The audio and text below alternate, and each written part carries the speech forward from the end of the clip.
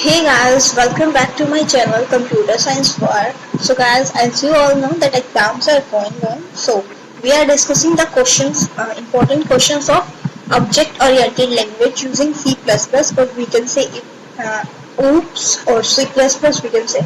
So firstly, we will discuss today the unit first important questions. We will discuss two questions in this video, and if you want more, then we will discuss in the next lecture. Okay, so let's start.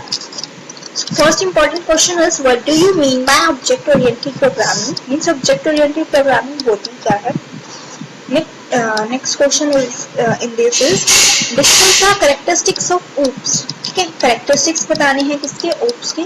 फिर next question है, differentiate between procedural and object oriented approach in detail. So ये question complete 16 marks का आता है, तो हम इसको इसके अकॉर्डिंग ही लिखेंगे. इवन देन ये 16 मार्क्स से भी लेंथी है, क्योंकि मैंने सब कुछ इसमें ब्रीफ में डिस्क्राइब किया है, बिकॉज उसमें कुछ पॉइंट्स ऐसे भी हैं जिनको अलग से पूछ लिया जाता है, तो इसलिए मैंने ही डिस्क्राइब किया है. ठीक है, तो आप अपने अकॉर्डिंग देख लेना आपको कितना राइट करना है. Okay, so let's start. Object oriented programming means OOPS. OOPS क्या करता है? Binds the data and the function into a single entity. जो डाटा होता है, जो मेंबर फंक्शन होते हैं और डाटा मेंबर होता है, ठीक है, उनको सिंगल एंटिटी में बाइंड कर देता है, और उस एंटिटी को हम क्या बोलते हैं? हम ऑब्जेक्ट बोलते हैं. ठीक है, OOPS जो है ऑब्जेक्ट्स के अराउंड काम करता है. ठीक है, जब भी इसका नाम क्या है? Object oriented programming. Okay, so C++ is an object oriented programming language. हमें पता है C किस पे काम करती है? ऑब्जेक्ट्स पे काम करती है. तो C++ क्या है? ऑब्जेक्ट ओरिएंटेड प्रोग्रामिंग लैंग्वेज है. ठीक है, in OOPS function of an object can only access the data.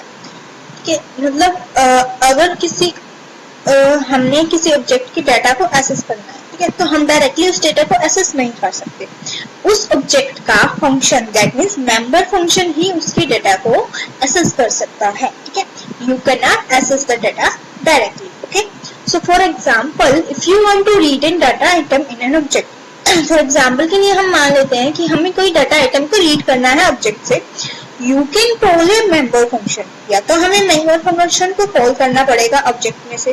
ठीक है, जो हमारे को क्या करेगा? डेटा को रीड करेगा और हमारे को वैल्यू रिटर्न कर देगा. ठीक है, तो अगर हमें कुछ भी काम करना है, कुछ भी मैसेज पास करना है, या कुछ भी हमें चाहिए डेटा, तो हमें किससे करना है? हमें किसको कॉल करना है? हमें मेंबर फंक्शन को कॉल करना है. हम डायरेक्ट उससे एक्सेस नहीं कर सकते. तो ये क्या है? हमारे को सिक्योरिटी प्रोवाइड करता है. ठीक है, this secures data from any change outside. ठीक है, इससे डाटा हमारा सिक्योर रहता है, कोई भी आउटसाइड चेंजेस इसमें नहीं हो सकते. नेक्स्ट हमारे पास आता है characteristics of OOPS. So characteristics of OOPS में वापस क्या आ जाते हैं? OOPS के कैरेक्टरिस्टिक्स क्या है? यही है, ऑब्जेक्ट्स हैं, क्लासेस हैं, डेटा हाइडिंग है, एनकैप्सुलेशन है, पॉलीमॉर्फिज्म है, मैसेज पासिंग है, अब्स्ट्रक्शन है, इनहेरिटेंस है. ठीक है, तो ये सारे क्या है? OOPS के कैरेक्टरिस्टिक्स है. तो सबसे फर्स्ट जो होता है वो हमारे पास होता है object. So what is object? In object oriented programming एक प्रोग्राम जो है वो किस में डिवाइड हुआ होता है? ऑब्जेक्ट्स में डिवाइड हुआ होता है. ठीक है, और ऑब्जेक्ट क्या होता है? अगर हम रियल वर्ल्ड से कंपेयर कर रहे हैं तो ऑब्जेक्ट क्या है? कोई टीवी है, कोई टेलीफोन है, कोई कार है, कोई चेयर है, कोई टेबल है, कोई पेन है, कोई पेंसिल है, ये सब क्या है? ऑब्जेक्ट्स ही तो है. ठीक है, तो this all are the objects. या फिर हम इसमें एक और लाइन भी दे सकते हैं. ऑब्जेक्ट्स क्या होते हैं? Objects are the instances of classes, means class का एक पार्ट है. ओके, सो नेक्स्ट आता है हमारे पास classes. What are classes? Now a classes is a group of objects. ये एक ग्रुप है किसका? ऑब्जेक्ट्स का, that share common properties and relationship, जो कॉमन प्रॉपर्टी और रिलेशनशिप शेयर करते हैं. ग्रुप ऑफ ऑब्जेक्ट्स है, that is okay, but remember that will share common properties and relationship. उनकी प्रॉपर्टीज और रिलेशनशिप क्या होनी चाहिए? कॉमन होनी चाहिए. फॉर एग्जाम्पल, अगर हम एक क्लास कंसीडर करते हैं फ्रूट, ठीक है, तो फ्रूट के अंदर हम क्या क्या रख सकते हैं? मैंगो रख सकते हैं, एप्पल रख सकते हैं, बनाना रख सकते हैं. ठीक है, ओनियन है. अब ओनियन हम फ्रूट के अंदर रख सकते हैं? नहीं, क्योंकि उसकी प्रॉपर्टी क्या है? डिफरेंट है. ठीक है, तो वो इसका ऑब्जेक्ट नहीं होगा. इसके ऑब्जेक्ट्स कौन कौन से होंगे? Mango, apple, banana are the objects of class fruit. Okay, मैं थोड़ी रिवीजन करा रही हूँ एग्जाम के पॉइंट ऑफ व्यू से, बट आपको अगर कोई भी एक्सेप्शनल टॉपिक चाहिए, ठीक है, थोरीली, ठीक है, ब्रीफ में, अगर आप कोई टॉपिक चाहते हो, समझना चाहते हो, then ask me in the comment section, I will provide you. Okay, so next है हमारे पास data abstraction. What is data abstraction? Abstraction refers to the act of representing essential feature without including background details or explanation. अब abstraction क्या होता है? Act of representing essential feature means ये सिर्फ essential feature जो होते हैं उनको ही रिप्रेजेंट करता है, जो हमारे लिए जरूरी होते हैं, ठीक है। बैकग्राउंड डिटेल्स ये हमें शो नहीं करता है। सो इसकी मेन एडवांटेज भी यही है कि is that one can use an object, एक पर्सन किसी भी ऑब्जेक्ट को यूज कर सकता है without knowing it's all detail, उसे उसके ऑल डिटेल जानने की जरूरत नहीं है, हम उसको यूज कर सकता है, ठीक है। कितनी बड़ी फायदे की बात है नहीं। फॉर एग्जाम्पल हम एक एग्जाम्पल ले लेते हैं, a TV user can switch on the TV set. हम हैं, ठीक है, एक टीवी यूजर, हम टीवी सेट को स्विच ऑन कर सकते हैं, एंजॉय वेरियस टीवी प्रोग्राम्स, हम बहुत सारे प्रोग्राम्स को एंजॉय कर सकते हैं। और he she can switch from one channel to another, और हम एक चैनल से दूसरे चैनल में स्विच भी कर सकते हैं without knowing it's complete technical detail. But हमें कंप्लीट टेक्निकल डिटेल्स तो नहीं पता ना टीवी की कि कौन सा चैनल मींस कैसे चेंज हो रही है चैनल, ठीक है, उनके पीछे क्या टेक्निक है, ठीक है, कहाँ से केबल आ रहा है या फिर whatever all this, ठीक है। तो हमें कुछ भी नहीं पता, हमें सिर्फ टीवी का पता है और रिमोट का पता है और चैनल स्विच करने का पता है, ठीक है। So that is data abstraction. Next है हमारे पास data hiding. So what is data hiding? Access to the private part of the object is restricted. Means जो प्राइवेट पार्ट होता है, अब हमारे प्रोग्राम में हमारे पास तीन तरह की चीजें होती हैं, एक होता है पब्लिक, एक होता है प्राइवेट, एक होता है प्रोटेक्टेड, ठीक है। यहाँ पे हम बात कर रहे हैं प्राइवेट पार्ट की। तो जो प्राइवेट पार्ट होता है ऑब्जेक्ट का, वो क्या होता है? रेस्ट्रिक्टेड होता है, in the sense that function of that object can only access the data. Means जो फंक्शन है उस ऑब्जेक्ट का वही इस डाटा को एक्सेस कर सकता है, बाकी और कोई एक्सेस नहीं कर सकता। Thus private part of the object are not available outside the object. तो जो प्राइवेट पार्ट होता है वो ऑब्जेक्ट के बाहर अवेलेबल नहीं होता और उसमें कोई भी एक्सटर्नल चेंजेस भी नहीं किए जा सकते। तो this property of an object is called information hiding. तो ऑब्जेक्ट की जो ये प्रॉपर्टी होती है, उस प्रॉपर्टी को हम क्या बोलते हैं? इंफॉर्मेशन हाइडिंग या फिर डेटा हाइडिंग। ओके, नेक्स्ट है हमारे पास encapsulation. So what is encapsulation here? The wrapping up of data, member and member function into a single unit. या फिर हम बोल सकते हैं the wrapping of data and function into a single unit is called encapsulation. So encapsulation से आपको meaning समझ में आ रहा होगा। कैप्सूल, कैप्सूल क्या करता है? बाइंड करता है ना डिफरेंट केमिकल्स को अपने अंदर। सेम वे में एनकैप्सुलेशन भी क्या करता है? रैप अप करता है या बाइंड अप करता है किसको? डेटा को और फंक्शन को, ठीक है, into a single unit, that is encapsulation. तो यहाँ पे इसने डाटा मेंबर और मेंबर फंक्शन को बाइंड कर रखा है, that means it is encapsulation. तो encapsulation is the most fundamental concept है किसका? OOP। नेक्स्ट आता है हमारे पास inheritance. So what is inheritance? You know, inheritance is a feature of OOP. inheritance OOP का एक ऐसा फीचर है, ठीक है, which allow making use of existing class without making changes to it. Means हम जो एग्जिस्टिंग क्लास है, जो बेस क्लास है, उसका रीयूज कर सकते हैं, उसमें कुछ चेंजेस किए बिना। उसको ऐसे कैसे उठा के हम दूसरे फंक्शन में यूज कर सकते हैं, दूसरे प्रोग्राम में यूज कर सकते हैं, ठीक है। तो that is inheritance. This can be achieved by driving a class. तो ये कैसे अचीव हो सकता है? By driving a class from existing class. Means base class से हम कोई क्लास ड्राइव कर रहे हैं, तो that means it is inheritance. A derived class inherits all its property of the base class. जो derived class होती है वो सारी प्रॉपर्टी इनहेरिट कर सकती है बेस क्लास की, ठीक है। More properties can be added to the, मतलब वो बेस क्लास की तो सारी प्रॉपर्टी इनहेरिट कर ही रही है derived क्लास, बट अगर उसे और प्रॉपर्टी चाहिए तो वो हम ऐड कर सकते हैं उसमें, ठीक है, इफ नीडेड। ओके, सो हम यहाँ पे एग्जांपल देख लेते हैं कि इनहेरिटेंस का फीचर ए और फीचर बी है, ठीक है। तो ये फीचर ए फीचर बी वाली क्लास है हमारे पास बेस क्लास, और ये दोनों जो नीचे क्लास है ये है हमारे पास derived क्लास, ठीक है।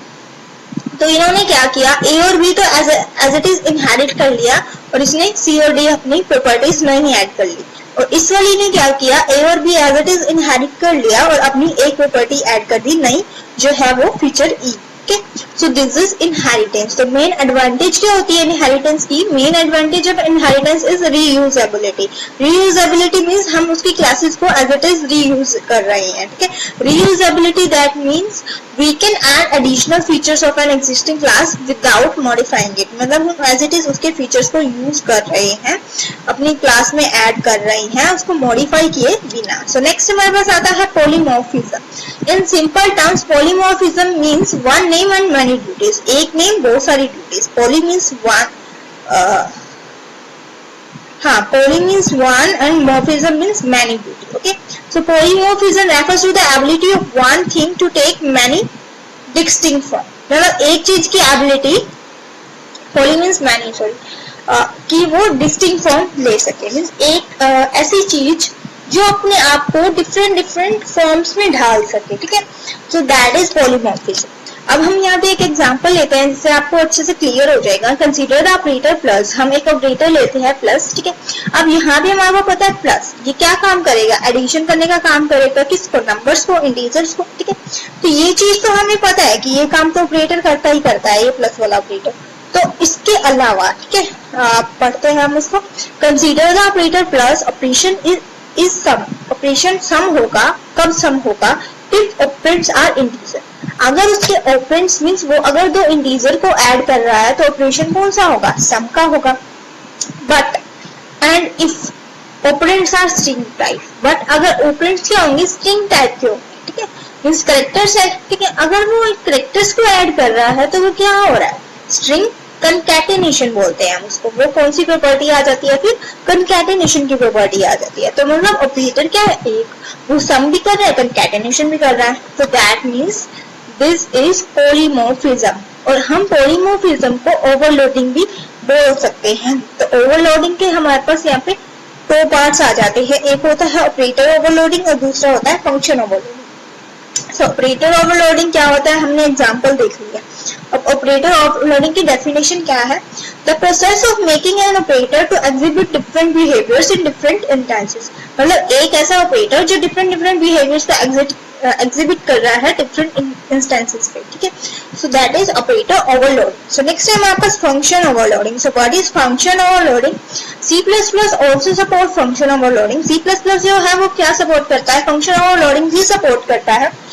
Function overloading refers to the use of one function name to different perform different purposes. मतलब फंक्शन का एक नाम का फंक्शन जो डिफरेंट पर्पस में यूज हो रहा है, डिफरेंट टास्क में यूज हो रहा है। फॉर एग्जांपल हम ले सकते हैं a single function name area. हमारे पास एक सिंगल फंक्शन है जिसका नाम क्या है? एरिया। अब area can use to find the area of circle, area of rectangle, area of triangle, ठीक है, depend upon the number of arguments. किस पे डिपेंड करता है? उसमें जितनी भी आर्ग्यूमेंट्स हैं। तो वही एरिया का फंक्शन हम कहीं भी यूज कर सकते हैं, चाहे हमें एरिया ऑफ सर्कल फाइंड करना हो, चाहे रेक्टेंगल, चाहे ट्रायंगल, ठीक है।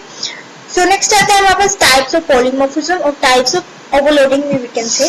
सो इसमें दो टाइप्स की आती है, स्टैटिक और डायनामिक बाइंडिंग। और ये क्वेश्चन हमेशा पूछ लिया जाता है कि पॉलीमॉर्फिज्म क्या होता है अलग से, ठीक है, 8 मार्क्स का आ जाता है। तो इसमें हम सारा कुछ डिस्क्राइब कर सकते हैं। या फिर 4 मार्क्स में अलग से ये भी आ जाता है कि स्टैटिक बाइंडिंग क्या होती है या फिर डायनामिक बाइंडिंग क्या होती है, तो उसको हम डिस्क्राइब कर सकते हैं। So first time our static binding. So what is static binding here?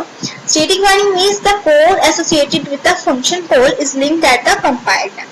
मतलब कि जो कोड है फंक्शन कॉल के साथ वो उसको मतलब हमने किसी फंक्शन को कॉल किया, ठीक है, तो वो कंपाइलर जो है उसको कॉल करके हमारे को दे रहा है। किस टाइम पे दे रहा है? कंपाइल टाइम पे दे रहा है, ठीक है, रन टाइम पे नहीं दे रहा, कंपाइल टाइम पे दे रहा है। तो स्टैटिक बाइंडिंग तो वो कौन सी होती है? स्टैटिक बाइंडिंग, ठीक है। अब स्टैटिक बाइंडिंग को वो कंपाइल टाइम पे हो रही है, रन टाइम पे नहीं हो रही, तो हम उसको क्या बोल रहे हैं? अर्ली बाइंडिंग भी बोल सकते हैं। अब इसका एक एग्जांपल ले सकते हैं हम। When an overloaded function is called, जब हम किसी फंक्शन को कॉल करते हैं तो कंपाइलर क्या करता है कि हमने कौन सा फंक्शन कॉल किया वो मैच करेगा। जैसे ही उसको मैच फाउंड आउट हो जाता है तो वो उसको क्या करेगा? फंक्शन का कोड उठाएगा और हमारे को दे देगा जो फंक्शन हमारे को कॉल किया है। तो इसमें कोई कंफ्यूजन है ही नहीं, ठीक है।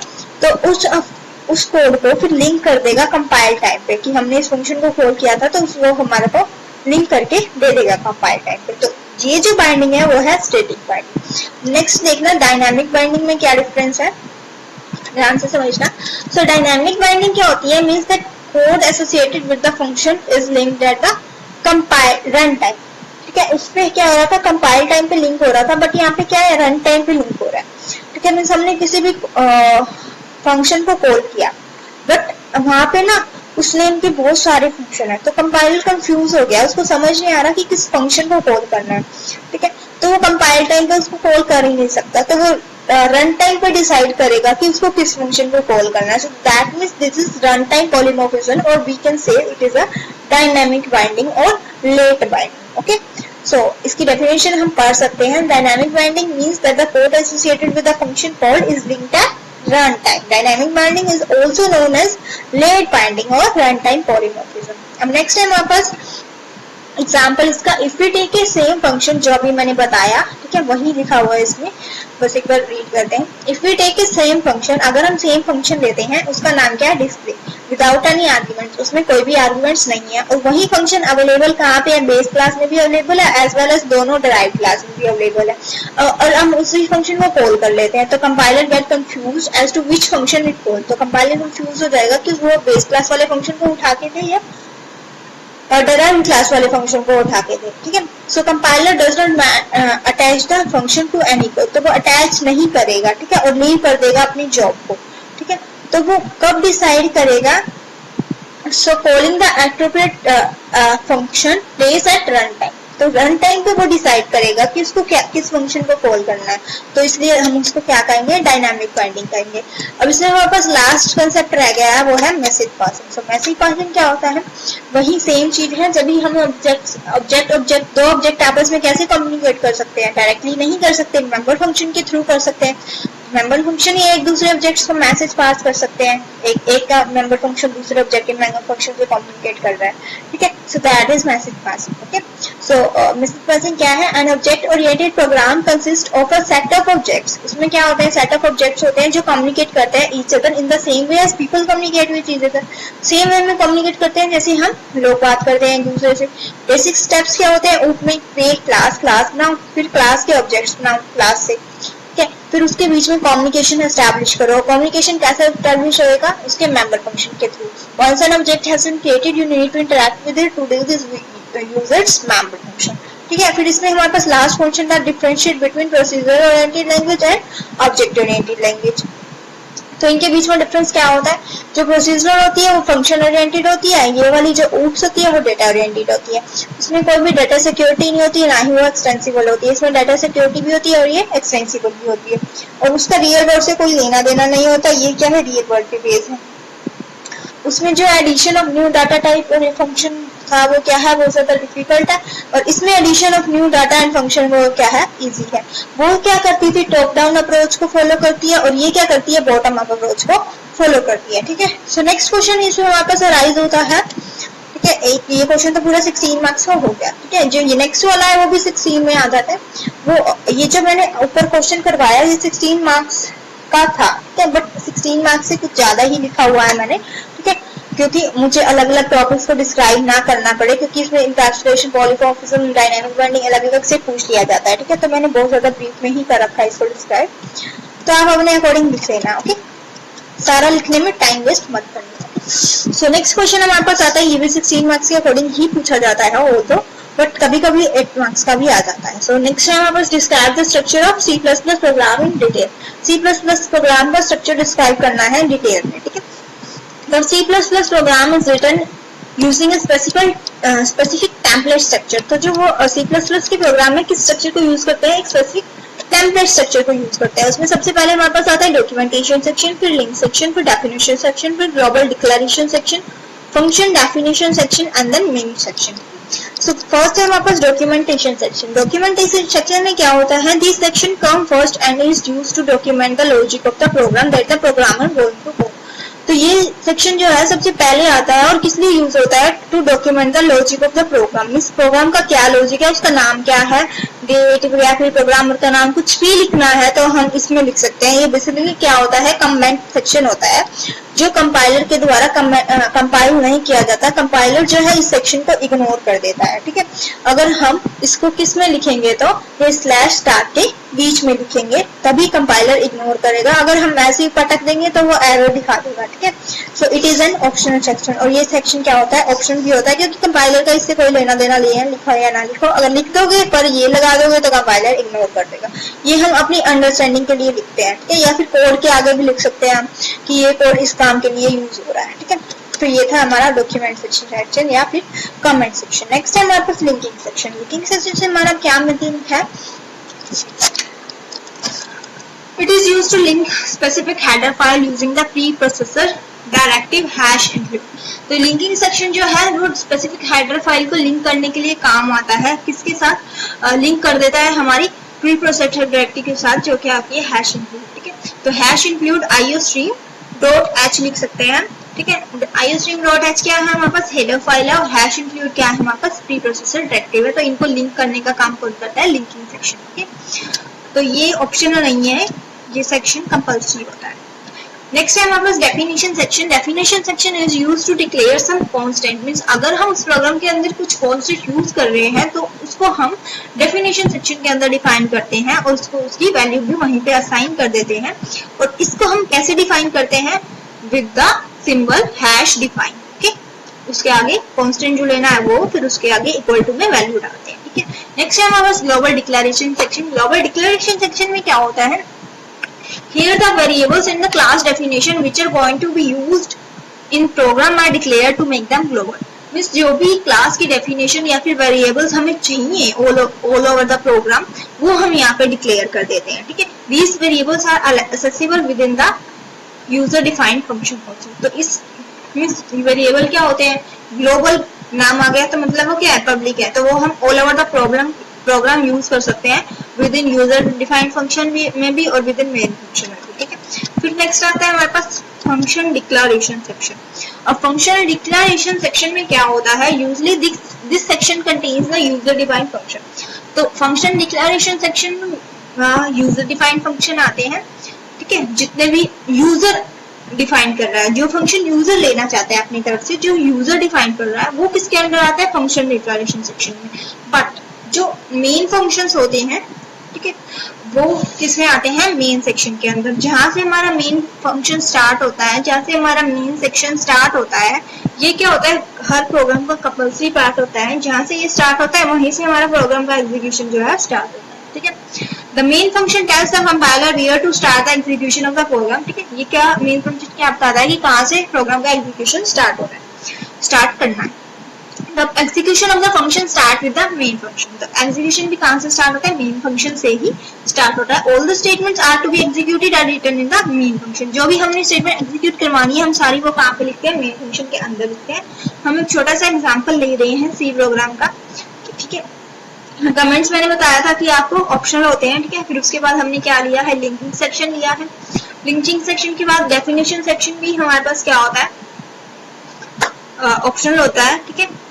और फिर उसके बाद हमने मेन फंक्शन लिया है, मेन फंक्शन को स्टार्ट किया। उसके बाद हमने सी लैंग्वेज में हम प्रिंटफ का यूज करते हैं प्रिंट कराने के लिए, बट हम C++ में सी आउट का यूज करते हैं जिसमें प्रिंट करवाना होता है।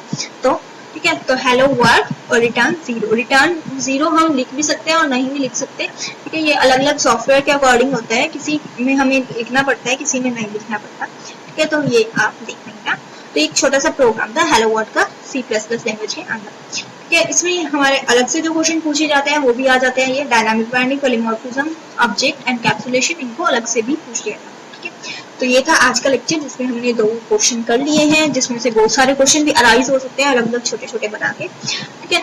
तो नेक्स्ट 2-3 टॉपिक्स और रह गए हैं फर्स्ट यूनिट में से जो इम्पोर्टेंट है, that we will discuss in the next video.